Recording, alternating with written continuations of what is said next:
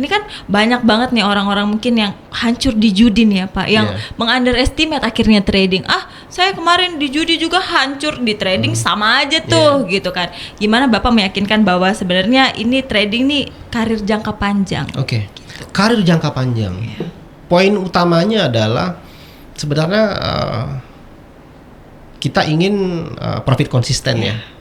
Nah sekarang bagaimana caranya supaya bisa profit konsisten?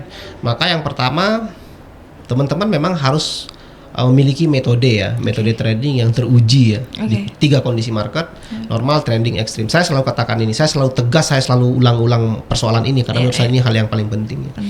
Nah setelah kemudian memiliki strategi yang teruji tadi ya, tugas kita adalah tinggal membentuk skill, kemudian menjaga konsistensi. Itu aja. Jadi membentuk skill juga, ini juga harus secara berkala lah ya. Karena mungkin teman-teman kalau untuk masalah strategi yang profitable tadi, yang berhasil melewati 3 kondisi market tadi, itu kan bisa didapatkan dari manapun. Dari dia meracik sendiri atau menggunakan strategi orang lain. Nah yang paling penting adalah ketika teman-teman sudah menemukan strategi yang profitable dengan parameter tadi mampu melewati 3 kondisi market tadi, maka tugas selanjutnya adalah bagaimana membentuk skill. Membentuk skill agar kemudian portofolio kita sebagai seorang trader itu terpampang nyata, mulai dari dana kecil sampai kemudian dana besar, dan ini harus dilewati secara berkala. Gitu. Ngomong-ngomong soal dana tadi ya Pak, modal. Nih ada pertanyaan juga, seberapa ketat sih Bapak, seberapa ketat Om GF mengelola modal dalam trading?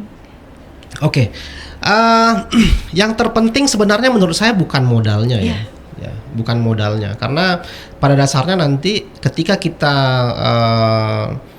kompetensi kita sudah baik dan diukur dari bawah ya. Kompetensi itu kan harus diukur dari bawah ya. Maka nanti dia akan mengalir sebenarnya ya kan. Contoh ya, saya selalu tegaskan ya bahwa pengujian skill dalam trading itu adalah hal yang sangat wajib. Pengujian skill secara berkala itu harus dilakukan. Harus dilakukan. Kenapa? Karena bila mana teman-teman tidak menguji skill secara berkala, justru inilah sebenarnya yang banyak hancurin trader. Sebentar Pak. Jadi ternyata skill itu harus terus diuji ya Pak? Harus diuji. Harus diuji secara berkala. Nah, yang berkala nih yang bagaimana? Misalnya seorang trader dia harus memulai keberhasilan atau harus memulai mengukur skillnya dari akun demo misalnya. Ketika dia sudah berhasil di akun demo minimal profit 100%, kan dia sudah punya metode nih, metode yang profitable tadi ya kan. Kemudian dia harus uji di akun demo supaya apa? Supaya dia untuk melihat bagaimana kemudian hasil yang didapatkan dalam tradingnya di akun demo, dan itu menurut saya minimal 100%. Nah mungkin untuk berbicara akun demo ini kan banyak yang bilang kan nggak ada adrenalinnya. Benar, betul, saya paham itu. Tapi ingat ya, fungsi dari akun demo ini adalah ini langkah keberhasilan awal saja sebagai pijakan. Dan pastikan dalam akun demo ini teman-teman betul-betul trading di akun demo dengan menggunakan strategi yang sudah dipelajari. Jadi nggak melenceng dari strategi ya, kedisiplinan dan lain sebagainya. Strategi yang sudah teruji. Betul, ya, Pak? Tetap harus mengacu kepada strategi. Karena kan banyak juga orang yang demo lah ya. Jadi dia asal-asalan ya kan. Nggak boleh ya kan. Jadi harus betul-betul disiplin. Nah, setelah kemudian berhasil di akun demo, maka tugas selanjutnya adalah dia harus mengujinya dengan akun kecil, dengan dana kecil, atau kalau di Indonesia akun mikro lah ya.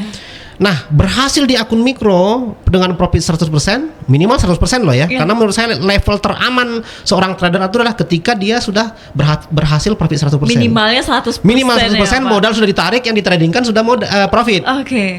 Jadi makanya saya katakan level teramannya seorang trader itu adalah ketika dia sudah berhasil profit 100%. Yang ditradingkan sudah profit, modalnya udah ditarik. Bukan lagi setengahnya. Bukan lagi setengahnya ya. Kita bicara ya, karena kan semua hal bisa terjadi di depannya. Makanya saya katakan level teramannya sebagai seorang trader adalah ketika dia sudah mampu profit minimal 100%, modal ditarik, yang ditradingkan tinggal profit. Nah, saya lanjutkan. Ketika kemudian dia sudah berhasil profit di akun mikro tadi, di dana real mikro yang paling kecil ya, baru dia boleh trading di akun, naik lagi dananya. Berhasil lagi, naik lagi dananya. Nah, Kenapa ini penting saya sampaikan teman-teman ya? Karena bila mana ini tidak dilakukan, proses pengujian skillnya tidak secara berkala, yang terjadi apa? Orang trading dia nggak punya parameter yang jelas. Berapa sih yang saya harus tradingkan? Dia punya dana 1 miliar, maka dia langsung trading 1 miliar. Dia tidak melewati proses pengujian skill secara berkala tadi. Padahal ini penting. Pentingnya kenapa? Karena beda modal yang kita tradingkan, beda mental. Oke, betul. Mentalnya beda Lea. Kamu trading Lea, kamu trading dengan dana $500, dengan dana $50.000 itu tentu berbeda. Iya sih Pak. Kamu trading dengan dana $50.000 dengan dana $500.000 tentu berbeda. Nah, yang menjadi persoalan hari ini, banyak di antara kita itu yang memulai trading Lea. Dia langsung trading di akun real, baru kenal trading 2 hari 3 hari langsung trading di akun real. Dananya bukan sedikit lagi ya kan, $10.000. Skill belum diuji secara berkala, akhirnya apa Lea? Akhirnya mereka sudah trading di akun, sudah pasti hasilnya pasti hancur. Ya. Yang terjadi adalah karena tadi dia skillnya belum kebentuk, karena tidak diuji secara berkala tadi, dia sudah trading real mungkin dengan dana $10.000 ya. Dia loss, stres, fokusnya bukan lagi membentuk skill, mengembalikan lagi, tapi fokus mengembalikan dananya, fokus recovery. Pertanyaan saya sekarang, bisakah orang recovery tanpa skill? Enggak dong. Akhirnya terjebak Lea, terjebak di siklus depo MC. Itu dia. Karena benar, karena skill belum kebentuk kan secara berkala. Itu jadi dia kenapa ya banyak yang mengira itu judi ya benar, Pak, ya? Karena dia tidak melakukan proses dalam proses pembelajaran trading ini, dan proses dalam pembentukan skill tidak dilakukan secara berkala. Inilah yang menyebabkan banyak trader, bahkan saya dulu, saya pun begitu juga dulu ya kan, sudah langsung trading dengan akun real tanpa parameter yang jelas. Akhirnya fokus saya bukan lagi kemudian membentuk skill, tetapi fokus saya adalah pengembalian modal saya, fokus recovery. Tapi pertanyaan terbesarnya adalah, apakah bisa kita recovery tanpa skill? Iya sih Pak, betul sekali itu teman-teman. Dengar tuh, teman-teman bisa nggak recovery? Mungkin banyak yang merasa, oh saya bisa nih kembali kalau saya coba lagi, saya depo lagi, saya coba lagi. Padahal sebenarnya itu seperti lingkaran setan ya Pak. Betul, seperti lingkaran setan, dan ini nggak akan pernah berakhir. Nggak akan pernah kecuali berakhir. Teman-teman benar-benar ketemu sama orang yang sudah berhasil recovery dan dia sudah punya trik recovery yang baik. Nah itu itu sudah rumusnya. Teruji tentunya. Iya, ya, Pak. Yang sudah teruji. Itu rumusnya. Iya sih. Saya tuh baru ini ya Pak, ngobrol-ngobrol sama Bapak ini, dengar bahwa Bapak justru sebenarnya tidak menyarankan nih langsung melakukan investasi atau depo yang besar gitu Pak. Oh tidak bisa. Harus saya katakan mikro dulu, Anda hari ini punya uang 1 miliar pun nggak bisa Anda langsung trading dengan dana 1 miliar. Tetap harus secara berkala. Kenapa? Karena beda dana, maka beda beda mental. Beda caranya juga pasti akan ada perbedaannya. Mungkin kalau dengan dana kecil bisa lebih agresif ya kan. Tapi dengan dana besar dia lebih slow ya kan. Nah itu. Jadi itulah yang menyebabkan saya selalu menyoroti bahwa pengujian skill secara berkala di dalam membentuk skill seorang trader itu wajib. Oke. Karena bila mana proses pengujian skillnya tidak dijalankan secara berkala, saya pastikan hancur.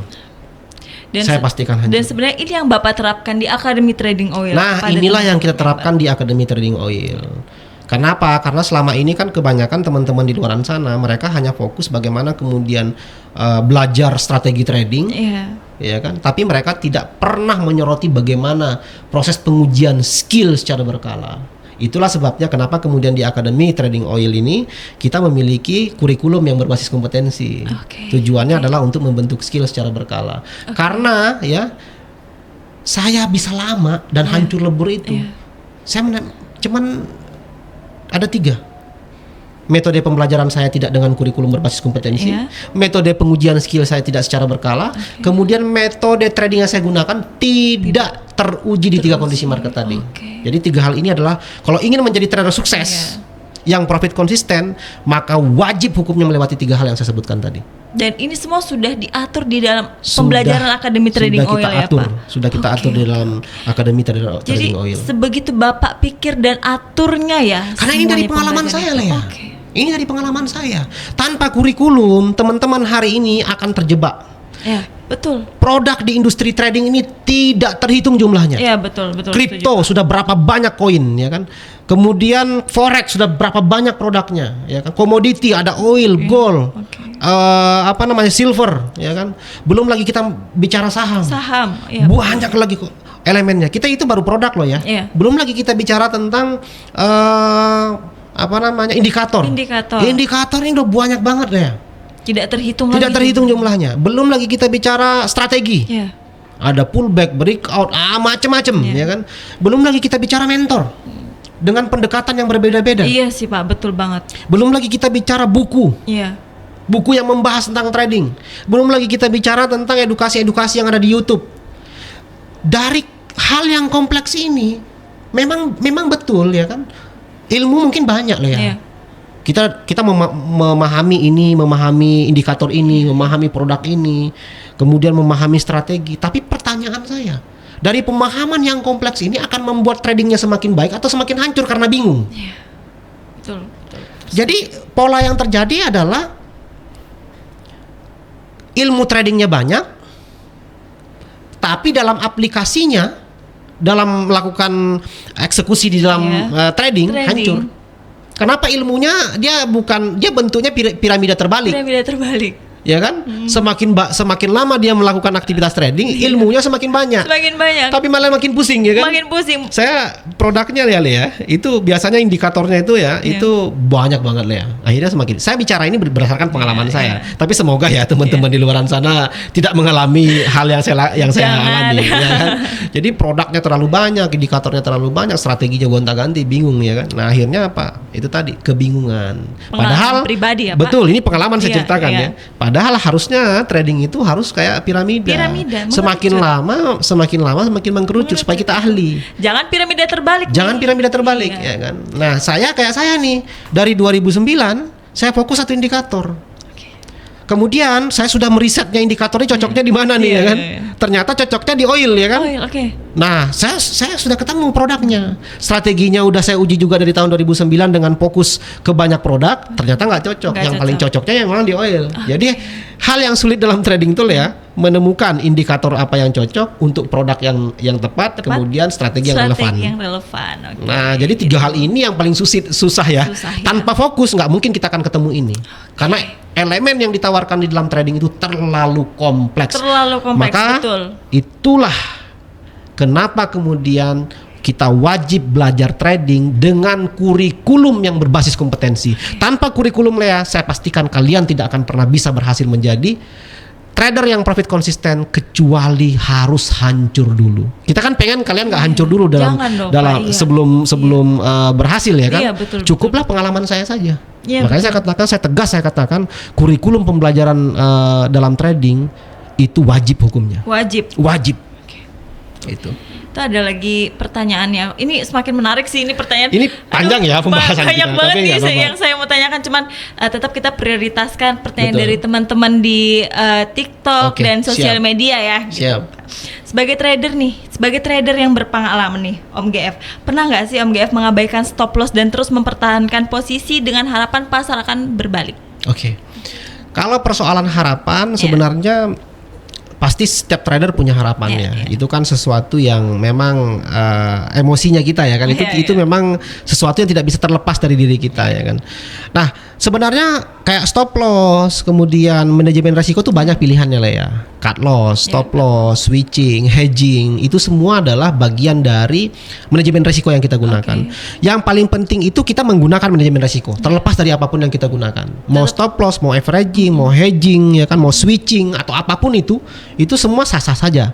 Yang paling penting itu adalah kita ahli dalam menggunakannya dan kita sudah mengujinya. Kayak contoh ya kan, banyak teman-teman yang mengatakan bahwa trading harus menggunakan stop loss. Karena kalau nggak stop loss maka kita tidak akan pernah bisa profit konsisten. Tapi apakah kemudian orang-orang yang menggunakan stop loss dia sudah profit konsisten? Kan nggak juga. Betul. Karena ketika dia menggunakan stop loss, ya kan, dia tidak tahu di mana titiknya. Dan ingat ya, kita nggak boleh berasumsi. Berasumsi itu adalah misalnya saya menggunakan stop loss, ya kan, stop lossnya di sini. Saya stop loss saya misalnya 100 pip. Maka itulah yang terbaik. Pertanyaan saya sekarang, sudahkah menguji bahwa stop loss 100 pip itu yang paling bagus? Iya, harus diuji kan? Harus di 3 kondisi market iya, ini. Betul, saya selalu kembali ke 3 kondisi market supaya kita nggak berasumsi soalnya ya kan. Iya. Kenapa? Karena bila mana kemudian teman-teman hanya berdasarkan asumsi dan tidak melalui proses pengujian tadi, asumsi ini bisa menghancurin Mbak Lea ya. Jadi mungkin di satu sisi dia akan profit terus, ya kan? Profit nggak kena SL ya. Tapi begitu dia kena SL terus karena memang dia tidak menguji di 3 kondisi market tadi, yang terjadi apa? Dia SL-nya digeser, atau akhirnya SL-nya di apa namanya dibuka ya kan? Nah akhirnya apa yang terjadi? Ternyata SL nggak menyelamatkan juga. Kenapa SL digeser atau kemudian selalu kena SL ya kan? Makanya asumsi kita harus betul-betul mengkaji SL yang efektif di mana.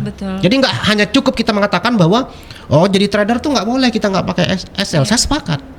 Itu manajemen resiko. Kita harus punya manajemen resiko. Tapi ingat bagaimana efektivitasnya. Dan efektivitas ini harus kita uji. Di 3 kondisi market tadi. Kembali lagi trading tadi adalah ilmu pasti. Betul. Saat kita berasumsi, ya kamu akan hancur. Betul, kamu akan hancur. Kita harus punya data untuk itu. Nah, itu ya. Terus ada lagi nih Pak yang bertanya, banyak yang berpikir bahwa dalam trading mendapatkan keuntungan besar sekali itu lebih baik daripada keuntungan konsisten kecil-kecilan gitu. Makanya banyak yang, saya ini udah misalnya di dalam satu market, saya sudah banyak profit saya di sini, saya nggak mau di market itu karena dia lama gitu Pak kembalinya, profitnya kecil gitu. Gimana tuh Pak Bapak menanggapi hal tersebut? Oke. Sebenarnya kalau kita berbicara bisnis, yang kita kejar itu kan sebenarnya profit. Profit semakin besar, mana yang lebih bagus? Profit lebih besar, profit lebih besar atau profit lebih yang kecil? Profit besar. Besar dong. Iya. Nah, pertanyaan saya sekarang mana yang lebih bagus? Profit besar atau profit kecil? Profit besar dong Pak kalau saya. Profit besar. Oke, sekarang saya tanya lagi, mana yang lebih bagus? Profit kecil atau rugi kecil? Rugi kecil. Rugi kecil. Oke, sekarang saya tanya lagi. Ini kenapa jadi? Oh ya, nggak apa-apa. Biar logikanya bisa masuk ya kan. Mana lebih efektif ya kan? Mana yang lebih dipilih? Rugi kecil atau rugi besar? Rugi kecil apa? Rugi kecil ya. Mana lebih efektif? Mana lebih kamu pilih? Rugi besar atau MC? Aduh, MC Pak. Rugi besar ya? Tentu rugi besar dong. Sorry, rugi besar. Iya, rugi besar dong. Ya MC kan artinya udah selesai ya. Sorry. Nah, saya jadi ini. Jadi bingung kamu ya. Nah, apa yang ingin saya sampaikan? Kenapa kemudian pertanyaan ini saya lemparkan ke kamu? Karena di dalam trading itu sebenarnya semua ada pilihan yang terbaik di antara yang terburuk ya. Jadi kita harus bisa memilih pilihan terbaik yang terburuk. Ketika kamu memang memilih bahwa kamu ingin profit besar, nggak apa-apa. Tapi ingat, bisa nggak kamu mempertahankan konsistensi itu? Iya, betul sih. Nah, jadi kalau menurut saya begini Mbak Lea ya, kita sebagai seorang trader kita harus tahu betul kapan kemudian kita harus untung banyak, kapan kemudian kita harus untung sedikit, dan kapan kemudian kita harus rugi sedikit. Jadi poin hal ini harus kita punya di dalam rule kita ya kan. Karena bila mana kita tidak memiliki 3 hal ini tadi, pilihan-pilihan alternatif tadi ini, yang terjadi apa? Yang akhirnya tadi kita hanya pengen keluar dalam keadaan untung. Akhirnya karena kita tidak punya rule bagaimana keluar dalam posisi rugi sedikit. Akhirnya apa ya? Kita nggak akan close posisi kalau masih rugi kan. Akhirnya kerugian kita semakin besar, semakin banyak ya kan. Yang tadinya rencananya scalping ya, cuman trading jangka pendek. Akhirnya berubah menjadi jangka panjang, berhari-hari whole loss ya. Kalau whole profit nggak masalah ya kan? Ya kan, ini floatingnya bukan floating profit tapi floating loss ya kan. Dan tadinya rencananya jangka pendek atau scalping berubah menjadi holding berhari-hari, berminggu-minggu, berbulan-bulan. Akhirnya itulah yang menghancurkan dia. Jadi semua itu pilihan. Ketika lu ngejar profit besar nggak masalah, tapi ingat yang paling penting adalah konsistensi. Karena jangan sampai hari ini profit bulan ini profit 1000%, bulan depan top upnya 2000% ya kan. Nah itu yang kita nggak inginkan ya kan. Jangan ya, tadi saya sempat ngeblank, bisa-bisanya saya pengen MC, jangan teman-teman, mending rugi besar ya. Benar, ini udah ngeblank, makanya tadi jangan asumsi. Jangan berasumsi, nggak boleh kita melakukan. Harus yang pasti. Harus ya, yang Pak. pasti tadi. Betul. Ini ada lagi pertanyaan, apakah Om GF pernah merasa terlalu bergantung pada satu strategi trading nih?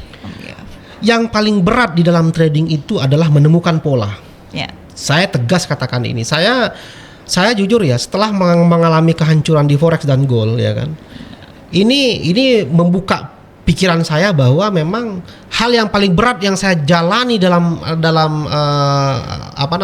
menjadi seorang trader, menemukan produk yang tepat dengan indikator yang tepat, kemudian strategi yang relevan. Ini 3 hal inilah yang paling berat.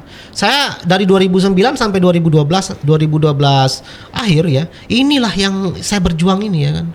Mencari ketiga ini, ibaratnya nih bumbunya ini ya kan, bumbunya masakan ini ya kan, kita harus meracik 3 hal inilah yang paling berat ya kan, dan ini yang membuat banyak trader terjebak sebenarnya, terjebak di fase pencarian. Kenapa? Karena dia belum mampu menemukan 3 ramuan ini, produknya, indikatornya, strateginya. Dan itu harus benar-benar kita by data dan by riset, Mbak Lea ya. Pengalaman juga ini. Iya betul. Pengalaman. Nah itu akhirnya apa? Saya akhirnya mengambil satu kesimpulan bahwa semua trader profesional pasti memiliki pola. Pola ini yang berat. Pola inilah kemudian yang sangat berat kita temukan. Kenapa? Karena tanpa pola ya kan kita akan seperti kehilangan arah dalam trading. Pola kita udah jelas ya. Kita mau polanya gimana nih ya kan? Apakah kemudian mulai dari rule open posisinya sampai close-nya gimana? Itu kan pola ya. Produknya apa? Kemudian jam efektif open posisi ya kan? Semua itu terbentuk dalam pola. Nah, kapan untung banyak, untung sedikit dan rugi sedikit itu juga pola ya kan. Jadi itu yang sebenarnya yang harus kita rumuskan dan harus kita miliki. Ya, ketika teman-teman betul-betul ingin profit konsisten di dalam trading. Itu salah satunya. Harus punya pola. Harus punya pola. Itu teman-teman. Jadi teman-teman kalau mau profit konsisten jangka panjang itu memang harus punya pola ya, betul, Pak. Pola. Dan semua itu harus sudah teruji. Supaya nggak hanya sekedar asumsi ya. Kembali lagi terlalu banyak hal, terlalu banyak strategi, tapi yang penting strategi yang sudah teruji. Benar. Gitu ya, Pak.